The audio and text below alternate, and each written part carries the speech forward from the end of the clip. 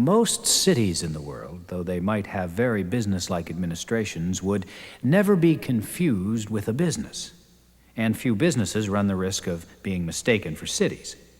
Most people would agree that a municipality is a place in which to live, a business is a way to make a living.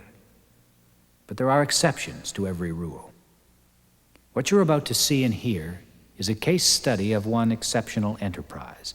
Its name is the Resort Municipality of Whistler. If you looked Whistler up in the provincial archives, you might see it as a young, small village of some 2,500 people, occupying 12,250 hectares of land, about a 2-hour drive north of Vancouver. However, if you looked in the business pages of your newspaper, you'd see Whistler as an international business, employing over 2,600 people today, expanding to 4,500 full-time jobs over the next decade. The business will grow from an investment base of $450 million to over $1 billion by the year 2000. The contribution to the province in sales tax alone will be in excess of $38 million over the same period. In fact, this small village has more in common with a major theme park or a great cruise ship than it does with a normal village, city, or town. There are hundreds of ways to look at Whistler. It's a place, a group of people, a spirit, an enterprise. For though the name is the Resort Municipality of Whistler, in many ways the right way to think of this place is Whistler, Inc.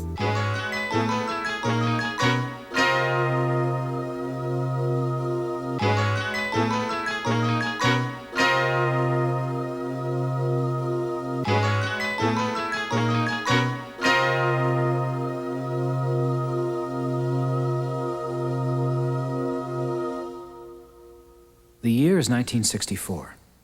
The place is a valley in the Spearhead Range of the coastal mountains of British Columbia. From this valley rise two mountains in particular. One whistles when the wind rides through the ravines. The other mountain sports a distinctive black comb at the tree line. There's no town or village in the valley, nor has there ever been in living memory, but there is already an industry of sorts. For in every season of the year, some people are willing to follow the old Indian trail through the canyon up from Vancouver.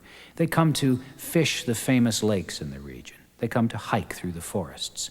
And in wintertime, a few hardy souls come to walk up the mountains so they may ski down. It's already a four-season resort of a sort, population about 25. And even in 1964, one thing was obvious. This place had something special. If you could only figure out a way to bottle it or sell tickets to it, you'd be in business.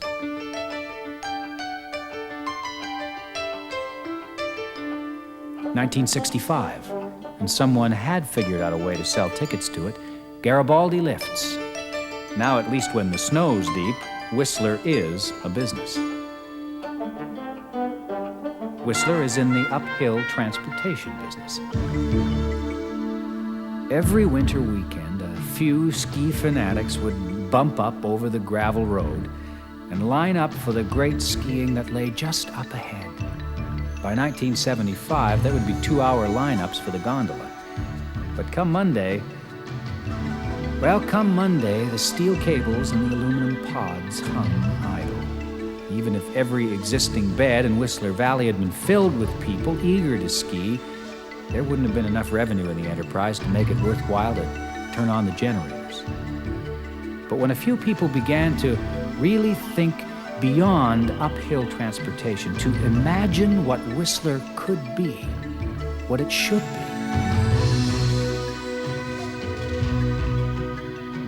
if Whistler was going to work, it had to become a destination, a complete experience for people who come here, a resort. When I first came to Whistler in 1971, Whistler was still entirely dependent on Vancouver weekend skiers, and as a weekend ski facility, it had already reached capacity. It was the classic chicken and egg problem. You can't grow until you can bring visitors in all week long, but you can't bring visitors in until you have places for them to stay. And you can't attract hotel developers until you can clearly demonstrate that you can operate successfully more than 2 days a week. By 1975, we'd come to the realization that we could not proceed any further as simply a bunch of loosely knit businesses. If Whistler was going to survive, we would have to create what we now refer to as Whistler Inc. In 1975, a board of directors was impaneled to put the necessary structures in place to market Whistler nationally and internationally as a destination resort. The board of directors sought and received help and startup capital from the federal and provincial governments. Unofficially termed Whistler Inc. by some of its members, the business enterprise that was begun in 1975 was officially named the Resort Municipality of Whistler. The idea has always been to find the most effective means of marketing and operating the Whistler area as a whole. As unique as it seemed for Canada, the municipal structure was the best business organization we could find for what we wanted to do. And we'd seen it work in other places. Whistler Inc.'s strategy was to explore the best North American winter resorts, pick the best elements of each resort, and to apply those elements to Whistler's unique setting. For 3 intensive years, a wholly owned development subsidiary of the Resort Municipality of Whistler made it their business to become experts in the ski resort business. By 1978, Whistler had developed the business plan for what was to become the first of a new generation of international destination resorts. The first giant step of this business plan called for the municipality to build its own village. This was no stab in the dark. We knew exactly what worked and what didn't work in the successful resorts we'd studied. We knew we wanted a village with immediate proximity to lifts, with full services for an international class of tourists, as well as services for the growing community of people who were here to cater to the tourists. We believed that Whistler should be a walk-around experience, and that it should have, among other things, underground parking, a high quality of design, and a sense of ambiance that says this is a special place. And of course, there were also the sewers, the water system, the roads, landscaping, fire department, and all the normal necessities of municipal life. After all, we are the municipality too. Everything we did, we oversaw ourselves, in order to ensure the overall success of the resort. Then, once we had the infrastructure in place, we could sell parts of the whole to independent businesses. But rather than lose that central vision of what the resort should be, we set up a system that essentially created a network of joint partnerships, the Whistler Resort Association.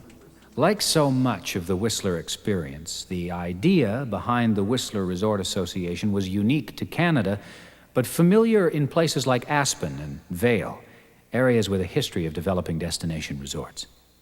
The information gathered at those resorts and others provided the context for the creation of the actual resort.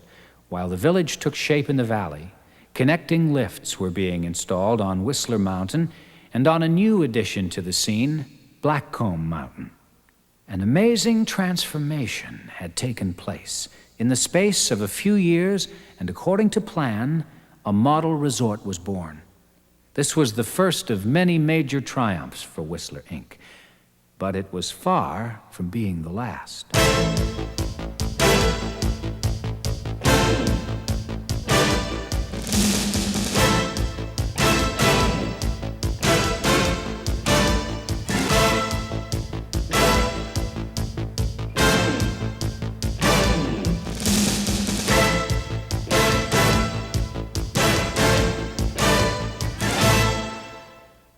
During the past 5 years, Whistler Inc. has continued to grow and has consolidated its growth until now it ranks as Canada's premier and as one of North America's leading ski destinations.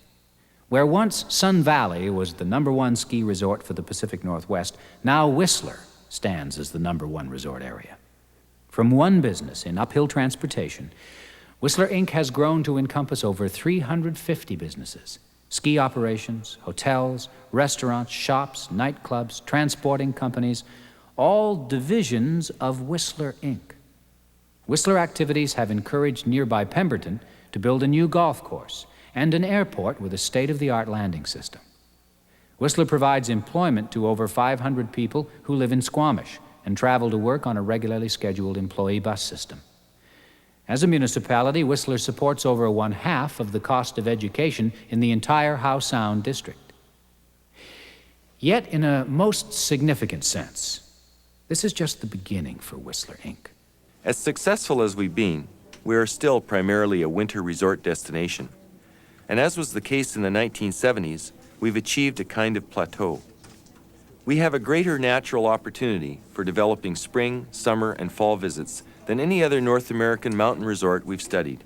Greater than Aspen, greater than Copper Mountain, greater than Vail, greater than any of them. Now, in order to bring the other 3 seasons of the year up to the level of our winter business, we're going to have to further invest in the diversity and quality of amenities that suit Whistler's natural positioning as a world-class 4-season destination. Golf, tennis, ice skating, pools, trails, horseback riding, fishing, alpine touring, more shops, more nightlife, more accommodation, and a year-round calendar of cultural events. Now that's a monumental task for a tiny municipality to undertake, but it's a necessary step in doing business for Whistler, Inc. It is a place in the spearhead range of the coastal mountains of British Columbia. Here, just 25 years ago, a few locals were lucky enough to fish, to climb, to swim, to ski, and to enjoy views like these. It was a kind of paradise. And then one day, the province of British Columbia first put Whistler on the map. A quarter of a century of hard work and many millions of visitors later, Whistler is about to enter the realm of the world's great destination resorts.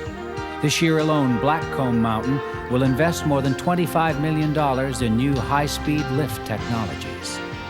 Canadian Pacific Hotels has begun work on the Chateau Whistler, the largest resort hotel opened in Canada since the turn of the century. Throughout the municipality, residential and commercial development is flourishing.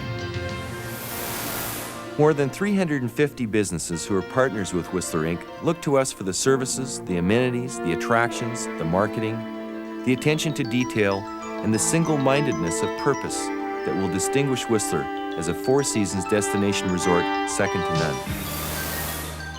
When the original Disneyland opened 25 years ago, a bronze plaque was dedicated by Walt Disney himself as a permanent reminder to those who would direct the fortunes of this unique attraction. It reads, "It will always be in a state of becoming." And so Whistler, if it is to succeed as a world-class destination resort, Whistler will always be in a state of becoming. And that constant becoming is the role of Whistler, Inc.